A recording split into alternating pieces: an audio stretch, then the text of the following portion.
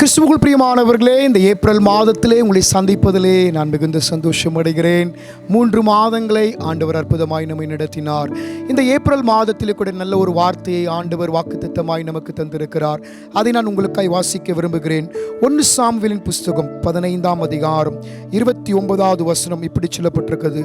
இஸ்ரவேலின் ஜெயபலமானவர் பொய் சொல்கிறதும் இல்லை, தாம் சொன்னதை பற்றி மனஸ்தாபப்படுகிறதும் இல்லை, மனமாற அவர் மனுஷன் அல்ல என்றான். எனக்கு பிரியமான தேவனுடைய பிள்ளைகளே, இந்த 4வது மாதத்திலே இஸ்ரவேலின் ஜெயபலமானவராய் இருக்கிற தேவன் நமக்கு பொய் சொல்வதில்லை, பொய் சொல்வதில்லை. இந்த வார்த்தையை சாமுவேல் சவுலை பார்த்து சொல்கிறான். சவுல் தேவனால் புறக்கணிக்கப்பட்ட பொழுது, தேவனுக்கு பிரியமில்லாத பாவங்களை அவன் செய்த பொழுது, ஆண்டவருக்கு சித்தமில்லாத காரியத்தை செய்த பொழுது ஆண்டவர் சவுலை புறக்கணித்தார். சவுலை புறக்கணித்தது நிமித்தமாக ஸ்தோத்திர சாமுவேல் சவுலை பார்த்து அவன் சொல்கிற ஒரு வார்த்தை, இஸ்ரவேலின் ஜெயபலமானவர் பொய் சொல்கிறதில்லை, பொய் சொல்கிறதில்லை. எனக்கு பிரியமான தேவனுடைய பிள்ளைகளை, இந்த 4வது மாதத்திலே ஜெயபலமாய் இருக்கிற நம் தேவனை நீங்கள் ருசி பார்க்க போகிறீர்கள். அவர் நம்மை ஜெயபலமாய் வெற்றியாய் நடத்த போகிறார். கல்வாரி சிலுவையிலே மரித்து 3ஆம் நாள் உயிரோடு எழும்பினார். அப்படி என்றால் கல்வாரியின் சிலுவையிலே வெற்றி அடைந்த ஜெயபலமான தேவன் இந்த 4வது மாதத்திலே நம்மை வெற்றியின் கரத்தோடு கரம் பிடித்து நடத்துவாராக. இஸ்ரவேலின் ஜெயபலமானவர் பொய் சொல்வதில்லை.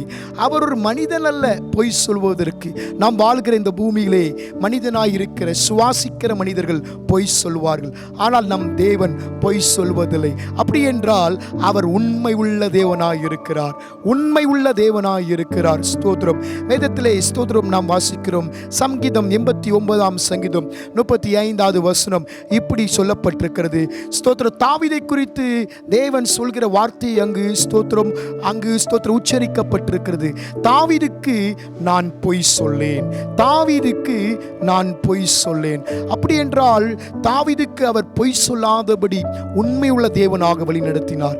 இந்த மாதத்திலும் ஆண்டவர் நமக்கு பொய் சொல்கிற தேவன் அல்ல, உண்மை உள்ளவராய் அவர் நடத்த போதுமானவராய் இருக்கிறார். தாவீதுக்கு எந்த காரியத்திலே ஆண்டவர் பொய் சொல்லவில்லை. ஸ்தோத்திரம். அந்த வசனத்தை உங்களுக்காய் நான் வாசிக்க விரும்புகிறேன். 2 சாமுவேல் 7ஆம் அதிகாரம் 21வது வசனம். உம்முடைய வாக்குத்தத்தத்தின் நிமித்தமும் உம்முடைய சித்தத்தின்படியும் இந்த பெரிய காரியங்கள் எல்லாம் உமது அடியானுக்கு அறிவிக்கும்படி தயவு செய்தீர். நாத்தான் தாவீதை குறித்து சொல்கிற வார்த்தையை இந்த அதிகாரத்திலே நாம் வாசிக்க முடியும். ஸ்தோத்திரம். வாக்குத்தத்தங்களை அவன் ஸ்தோத்திரம் அந்த ஸ்தோத்திர தாவீதுக்கு அறிவிக்கிற சில வார்த்தைகளை இந்த அதிகாரத்திலே நாம் வாசிக்க முடியும். அப்படி என்றால் தாவீதுக்கு ஆண்டவர் வாக்கு பண்ணின அந்த வாக்குத்தத்தத்திலே அவர் பொய்யாயிராதபடி உண்மை உள்ள தேவனாக இருந்தார். அப்படி என்றால் உண்மையாகவே அவனுக்கு பொய் சொல்லாதபடி வாக்குத்தத்தம் பண்ணின காரியங்களை ஆண்டவர் நிறைவேற்றி கொடுத்தார். எனக்கு பிரியமான தேவனுடைய பிள்ளைகளே, இந்த 4வது மாதத்திலே கர்த்தர் நமக்கு பொய் சொல்லாமல் தாவீதுக்கு உண்மையாய் இருந்ததை போல நமக்கும் உண்மையாய் இருப்பாராக. தாவீதுக்கு சில வாக்குத்தத்தங்களை அந்த அதிகாரத்திலே நாத்தான் தீர்க்க தரிசனமாய் உரைக்கிறதை உங்களுக்கு முன்பாய் வைக்க நான் விரும்புகிறேன். 7ஆம் அதிகாரம் 2 சாமுவேல் 7ஆம் அதிகாரம் 10வது வசனம் இப்படி சொல்லப்பட்டிருக்கிறது.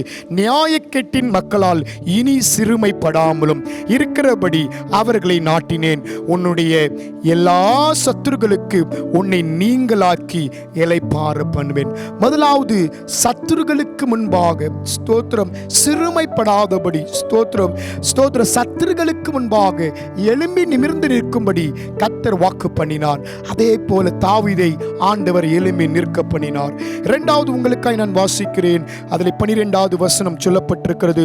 உன் நாட்கள் நிறைவேறி நீ உன் பிதாக்களுடைய நித்திரை பண்ணும் பொழுது நான் உனக்கு பண்ணின உன் கர்ப்ப பிறப்பாகிய உன் சந்ததியை எழும்ப பண்ணுவேன், அவன் ராஜ்யத்தை நிலைப்படுத்துவேன். 2வது ஆண்டவர் சந்ததியை எழும்ப பண்ணுவார். நாம் நம்முடைய எதிர்காலங்களை குறித்து நம்முடைய பிள்ளைகளை குறித்து நாம் கலங்கி கொண்டிருப்போம். நம்முடைய பிள்ளைகள் எப்படி இருக்கும், ஆவிக்குரிய பாதையிலே ஜெபத்திலே ஸ்தோத்திரம் எப்படி இருக்கும், எப்படி அவர்கள் நிலையாக இருப்பார்கள் என்று பல கலக்கங்கள் நமக்கு ஒருவேளை உண்டாயிருக்கலாம். ஆனால் தாவீதுக்கு தன்னுடைய தலைமுறைகள் எப்படி இருக்கும் என்பதை நாத்தான் மூலமாய் ஆண்டவர் சொன்னார். அந்த வார்த்தையிலே, அந்த வாக்குத்தத்தத்திலே அவர் உண்மை உள்ளவராக இருந்தார். மூன்றாவது வாசிக்கிறேன், 11வது வசனம். கர்த்தர் உனக்கு வீட்டை உண்டு பண்ணுவார். மூன்றாவது குடும்ப ஆசீர்வாதங்களை ஆண்டவர் ஸ்தோத்திர தாவீதுக்கு வாக்கு பண்ணுகிறார். அந்த வாக்குத்தத்தத்திலே தேவன் உண்மை உள்ளவராக இருந்தார். 3 விதமான காரியங்களை நான் உங்களுக்கு சொன்னேன். இந்த நாத்தான் தீர்க்க தரிசனத்தை உரைத்த பின்பாக தாவீது செய்த ஒரு காரியத்தை மாத்திரம் நான் உங்களுக்காக இந்த ஸ்தோத்திர மாதத்தின் தொடக்கத்தில் சொல்ல விரும்புகிறேன். அதே 2 சாமுவேல் 7ஆம் அதிகாரம் 18வது வசனம் சொல்லப்பட்டிருக்கிறது. அப்பொழுது தாவீது ராஜா உட்பிரவேசித்து கர்த்தருடைய சமூகத்தில் இருந்து, கர்த்தராகிய ஆண்டவரே தேவரீர் என்னை இதுவரைக்கும் கொண்டு வந்ததற்கு நான் எம்மாத்திரம், என் வீடும் எம்மாத்திரம். அப்படி என்றால் தேவ சமூகத்துக்குள் நுழைந்த பின்பாக அவன் சொன்ன வார்த்தை, நான் எம்மாத்திரம், என் வீடும் எம்மாத்திரம். அப்படி என்றால் நான் இதற்கு தகுதி இல்லை என்று முழுவதும் தன்னை தாழ்த்துகிறான். எனக்கு பிரியமான தேவனுடைய பிள்ளைகளே, ஆண்டவர் உங்களுக்கு வாக்கு பண்ணினது பொய்யாய் மாறாதபடி அது உண்மையாய் இந்த மாதத்தில் நடக்க வேண்டுமானால் எப்பொழுதெல்லாம் தேவ சமூகத்துக்கு வருவீர்களோ உங்களை தாழ்த்த வேண்டும். அவர் சமூகத்தில் முழுவதும் ஒப்பு கொடுக்கும் பொழுது அந்த தாவீதுக்கு அவர் பொய் சொல்லவில்லையே, உங்களுக்கும் இந்த மாதம் பொய் சொல்லாதபடி வாக்கு தத்தங்கள் நிறைவேறுகிற ஒரு மாதமாய், இஸ்ரவேலின் ஜெயபலமாய் இருக்கிற தேவன் உங்களுக்கு வாக்கு தத்தத்தை உண்மை உள்ள தேவனாய் அவர் நடத்தி கொண்டு போக அவர் போதுமானவராய் இருக்கிறார். நாம் எல்லார் கண்களை மூடி ஒரு நிமிடம் ஜெபிக்க போகிறோம். பரலோகத்தின் தேவனே, கடந்த 3 மாதங்கள் எங்களை நீர் அற்புதமாய் நடத்தி வந்தீர். இந்த 4வது மாதத்திலும் நல்ல வார்த்தையை தந்திருக்கிறீர். இஸ்ரவேலின் ஜெயபலமானவர் பொய் சொல்வதில்லை. ஆண்டவரே, பொய் உரையாத தேவனாய் நீர் இருக்கிறீர். அதற்காக உமக்கு நன்றி செலுத்துகிறோம். அந்த ஜெயபலமான தேவனை இந்த மாதத்திலே கரம் பிடித்து நாங்கள் கடந்து வர கர்த்தர் அனுக்கிரகம் பாராட்டுவீராக. அன்று தாவீதுக்கு நீர் பொய் சொல்லவில்லை. தாவீது உம்முடைய சமூகத்தில் வந்து ஆண்டவரே தாழ்த்தினான். நான் எம்மாத்திரம், என் வீடு எம்மாத்திரம் என்று சொல்லி தாழ்த்தினான். அந்த வார்த்தையை நீர் பிரியமாய் ஏற்றுக்கொண்டீர்.